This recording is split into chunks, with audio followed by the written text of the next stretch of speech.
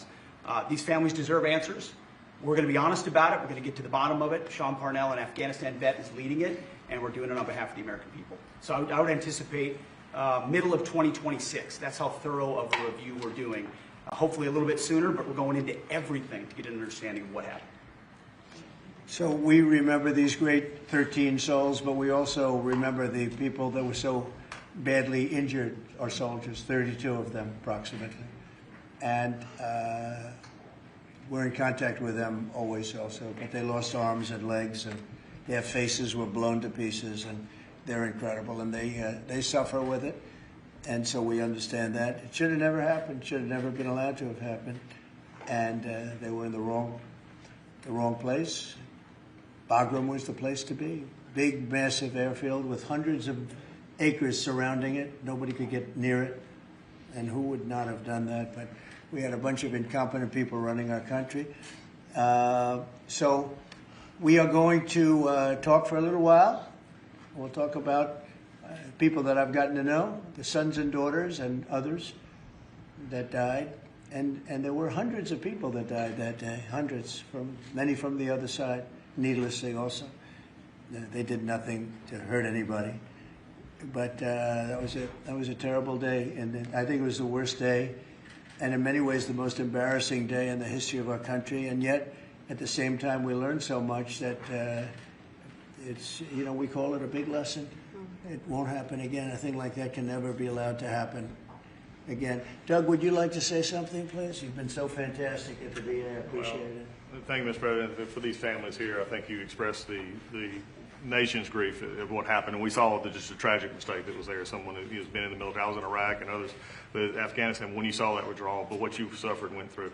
And for those that you've mentioned, Mr. President, who are injured, who took the VA, the Department of Defense, we're taking care of those folks, and we're going to continue to do so at your direction. But with the families, it's just one of those times. It's a place that never goes away. But I know from this president, is he's made a commitment that that memory will not be forgotten, and the cabinet understands that, and our American people understand that because of what you've done. Well, this is actually our biggest gathering today. So you must have heard Oval Office, and you said, I want to get there and do with Trump in the Oval Office. But it is, and it is a special place. But this is our biggest gathering in terms of the numbers, everybody here, because there was always somebody couldn't be, everybody's here. And it's a great honor. I think it's a great honor.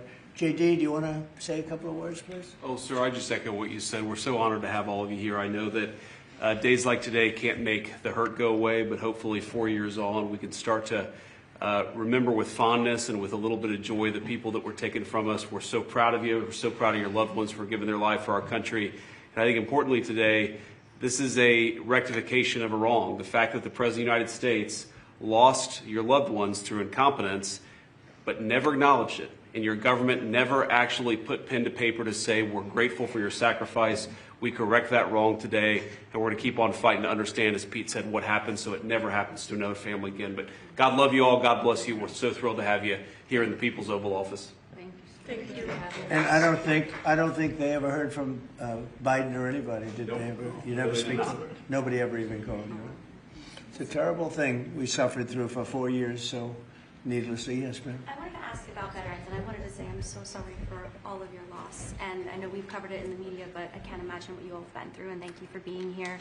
I wanted to ask, just on behalf of those veterans who served in Afghanistan and Iraq, and I know we talked about this in the Oval previously, about making sure care for those, for example, exposed to burn pits while serving, making sure that they have the care. Are you considering maybe a streamlined service like the World Trade Center healthcare program, and maybe the Veterans Secretary can comment too, but are you considering something like that to make sure, because it seems like they're struggling to get care? We take care of our vets. Nobody loves our vets more than me, and we take good care of our vets, great care of our vets.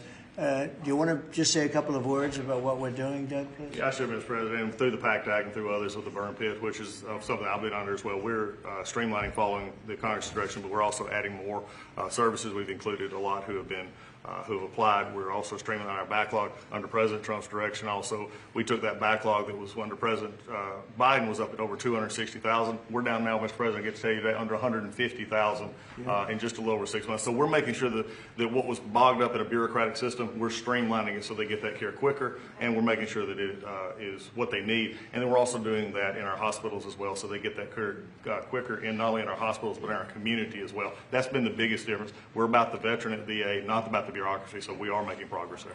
And the VA has a 93% approval rating.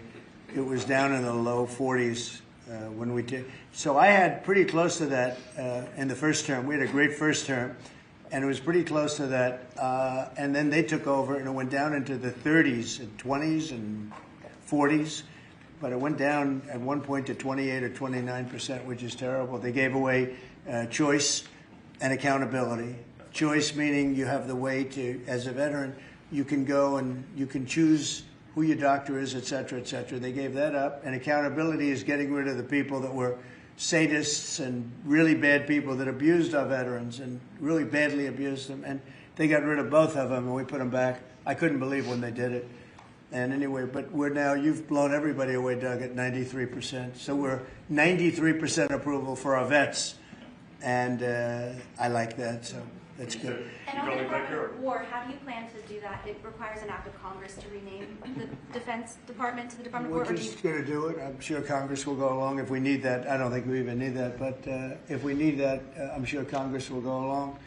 You know, that was the name when we won World War I, we won World War II, we won everything, and just to me seems like just a much more appropriate. The other is defense is too defensive, and we want to be defensive, but we want to be offensive too if we have to be. So it just sounded to me better, really like a better name. Yeah. Mr. President, following up on your meeting with President Lee of South Korea, did you end up talking about trade, and did you reach any conclusion? Yeah, I think we have a deal done. They had some problems with it, but we stuck to our guns. We are going to. They're going to make the deal that they agreed to make. And he's a very good guy, a very good representative for South Korea. It's a very big trade deal. You know, it's the biggest deal they've ever made by far, but it's one of the biggest deals ever made. The biggest deal ever made is the one with the European nations, as you know. The Europe deal is the biggest deal ever made. I think it's the biggest deal ever made, period. And they pay us $950 billion coming into this country, and lots of other things. They're going to buy $750 billion worth of our oil and gas and all of the other things. So it's amazing. Our country is doing so well. We're so strong now. And you saw where the tariffs came in at $4 trillion, $4 trillion. And the CBO, they just announced it. I told them that was going to happen, but they refused to give us credit for it. Now they're giving us credit because the money is flowing in. They just found $31 billion that nobody knew where it came from. And I said, check the tariff shelf. And they said, how did you know that's where it came from? Well, we're taking in a lot. Look, we were abused by tariffs for many years. Nobody in this country got it. No president got it until I came along. Nobody got it. We were abused by other countries. China, I mean, take a look. That's what they did is essentially what I'm doing, but we're doing it at a better scale, and we're making up for lost time. And we're also making sure a lot of these countries respect us for doing it. They couldn't believe what they got away with. I mean, I told a couple of people, what do you think? He said, one of them, a prime minister, said to me, I can't believe we got away with it so long. Just couldn't believe it. I'll tell you what, Prime Minister Abe, who was great of Japan, who was fortunately assassinated, he used to say, I can't believe we got away with this for so long. You know, they'd send millions of cars in, and we weren't allowed to send one car. They wouldn't accept one car in Japan, and yet they would send millions and millions of cars into our country. No tax, no nothing. So, no, we're just doing the right thing, and it's making our country rich and beautiful, and it's very important. I felt so foolish for years watching this take place. You know, we did it in my first term with China. We took in hundreds of billions of dollars of tariffs. But when COVID came back, we focused on that. We did a really good job, but the whole world suffered with that one. It was a terrible thing. So we couldn't be